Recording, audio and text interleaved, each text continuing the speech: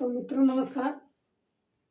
मैं महेंद्र कुमार सहगल क्लासेज में आपका स्वागत करता हूं और आशा करता हूं कि आप सभी लोग बहुत अच्छे होंगे। आइए मित्रों, जीव विज्ञान के अंतःस्रावी ग्रंथ के सेक्स हार्मोन, लैंगिक हार्मोन के बारे में आज हम अध्ययन करेंगे।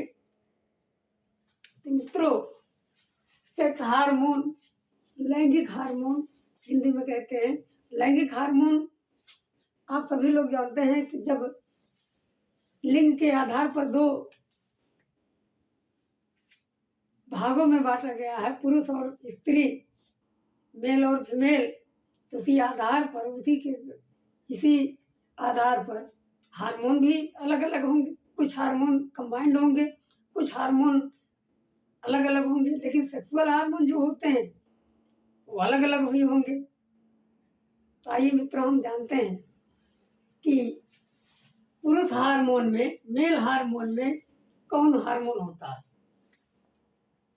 पुरुष में सभी लोग जानते हैं, पुरुष में टेस्टिस होता है। क्या होता है मित्रों? टेस्टिस। और टेस्टिस से एक हार्मोन निकलता है जिसे हम एंड्रोजन हार्मोन कहते हैं। कौन हार्मोन? Androgen hormone. टेस्टिस से टेस्टोस्टेरोन हार्मोन निकलता है और उसी टेस्टोस्टेरोन हार्मोन को एंड्रोजन हार्मोन भी कहते हैं। इसी हार्मोन को और क्या कहते हैं? Androgen hormone. ध्यान दीजिएगा, इसी को हम दूसरे शब्दों में कह सकते हैं टेस्टोस्टेरोन हार्मोन। Testosterone hormone. अब इसी टेस्टोस्टेरोन हार्मोन को हम जो है एंड्रोजन हार्मोन कहते हैं। अब इसमें होता क्या, कंडीशन क्या क्या होती है? हम लोगों के टेस्टिस में 3 सेल पाई जाती है। कितनी सेल मित्रों? 3 सेल। एक होता है लेडिक सेल, जिसे हम दूसरे नाम से जानते हैं इंटरस्टिशियल सेल। दूसरा जो होता है सर्टोली सेल। तीसरा सेमनीफेरस सेल। तो कितने सेल होते हैं मित्रों? 3। Leydig cell. अब लेडिक सेल इंटरस्टिशियल सेल उसी को कहा जाता है, उसी में होता है। लेडिक सेल में इंटरस्टिशियल सेल होता है। ये एंडोक्राइन होता है, अंतःस्रावी होता है। ये देखने में पता नहीं चलता है, लेकिन समय आने पर ये एक हार्मोन रिलीज करता है जिसे हम ICSH हार्मोन कहते हैं, interstitial cell stimulating hormone. Interstitial cell stimulating hormone. यहाँ से एक हार्मोन जो LH हार्मोन जिसे कहा जाता है, उसे LH हार्मोन और ICSH दोनों समान कार्य करते हैं। और बात करते हैं कि दूसरा सर्टोली सेल। अब सर्टोली सेल का काम जो होता है वो शुक्राणु के निर्माण में शुक्राणुओं को, स्पर्म को न्यूट्रिशन प्रदान करता है। क्या प्रदान करता है मित्रों? न्यूट्रिशन। किसको प्रदान करता है? शुक्राणु को। सर्टोली सेल शुक्राणुओं को पोषण प्रदान करता है, न्यूट्रिशन प्रदान करता है। अब इसका काम जान गए, इसका भी काम जान गए। अब प्रश्न ये बनता है, सेमनीफेरस सेल क्या है? सेमनीफेरस सेल स्पर्म फॉर्मेशन कराता है, शुक्राणु का निर्माण कराता है। और जब शुक्राणु का निर्माण अगर होगा ही नहीं तो शुक्र जनन की क्रिया नहीं होगी, अर्थात स्पर्मेटोजेनेसिस नहीं होगा। और जब स्पर्मेटोजेनेसिस नहीं होगा तो शुक्राणु मजबूत नहीं होंगे। जब शुक्राणु निर्माण होगा उसी को हम स्पर्मेटोजेनेसिस क्रिया कहते हैं। ये किस सेल के द्वारा किया जाता है? सेमनीफेरस सेल के द्वारा। तो तीनों आप जान गए। लेडिक सेल में ICSH हार्मोन होता है जो एंडोक्राइन होता है। कहाँ से निकलता है? इंटरस्टिशियल सेल से। सर्टोली सेल क्या काम करता है? शुक्राणुओं को, स्पर्म को न्यूट्रिशन प्रदान करता है, पोषण प्रदान करता है। तीसरा चीज सेमनीफेरस सेल क्या काम करता है? स्पर्म फॉर्मेशन में, शुक्राणु के निर्माण में जो है ये भाग लेता है। और इसी जो शुक्राणु का निर्माण होता है उसी को हम स्पर्मेटोजेनेसिस क्रिया कहते हैं या शुक्र जनन क्रिया कहते हैं। तो आइए मित्रों, हार्मोन के बारे में कुछ जानकारी लेते हैं। हार्मोन मित्रों, हम लोगों में FSH यानी फॉलिकल पाई जाती है 13 से 14 साल की उम्र में। 12 से 13 साल की उम्र में होता क्या है कि जब बच्चे बाल्यावस्था से धीरे धीरे किशोरावस्था में पहुंचते हैं, उस समय उनके जो हार्मोन होते हैं धीरे धीरे एक्टिव होना चालू करते हैं, और उसी समय सबसे पहले काम जो करता है EFSH हार्मोन, क्योंकि इस सेलों के अंदर एक कवर्ड बना होता है और उस कवर्ड को हम फॉलिकल कहते हैं। उस लेयर को एक अस्तर बना होता है, उसको हम कवर्ड कह सकते हैं, तो उस कवर्ड को हम फॉलिकल कहते हैं। वहाँ एक हार्मोन होता है जिसका नाम है FSH। कौन हार्मोन होता है मित्रों? FSH।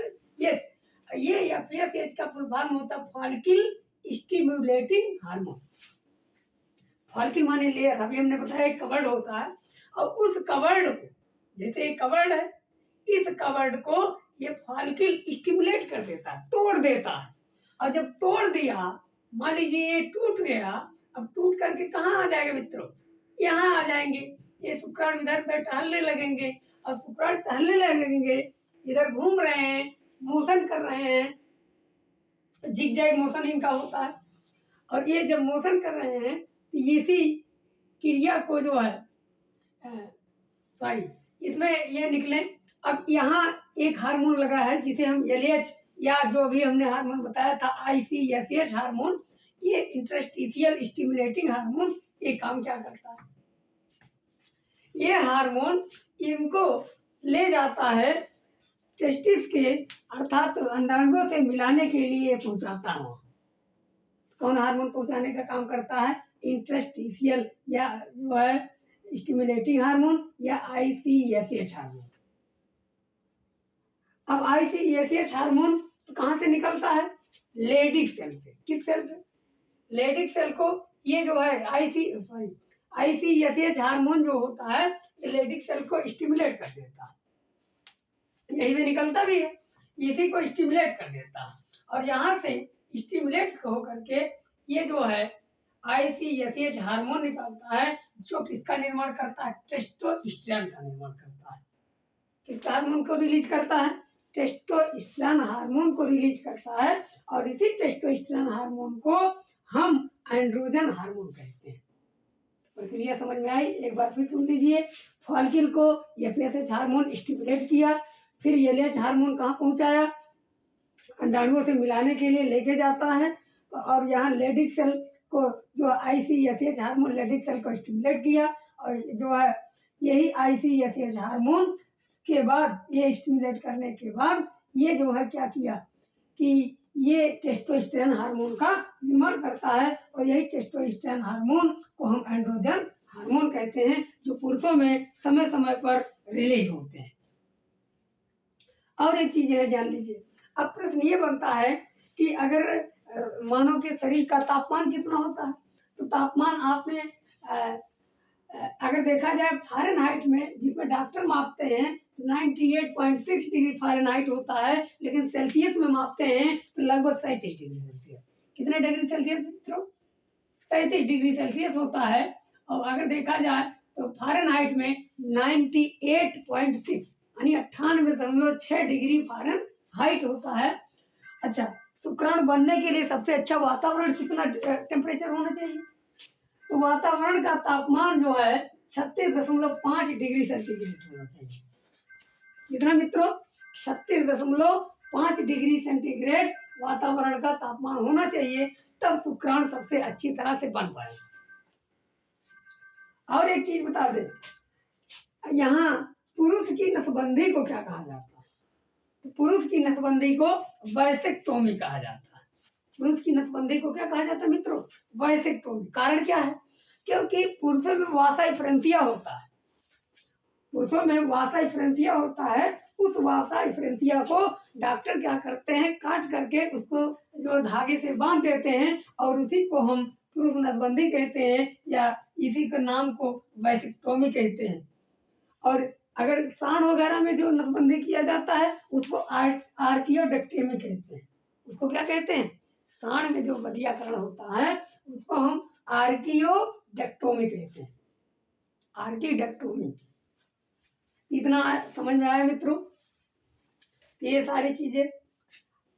तो पुरुषों का शुक्राणु बनने के लिए कितना टेम्परेचर होना चाहिए, कितना तापमान वातावरण का होना चाहिए? 36.5 डिग्री सेल्सियस। हम लोगों के शरीर का तापमान कितना है? 98.6 डिग्री फ़ारेनहाइट और लगभग कितना डिग्री सेल्सियस? 35 degree Celsius. मित्रों, आज इसी क्लास के साथ समाप्त करता हूँ।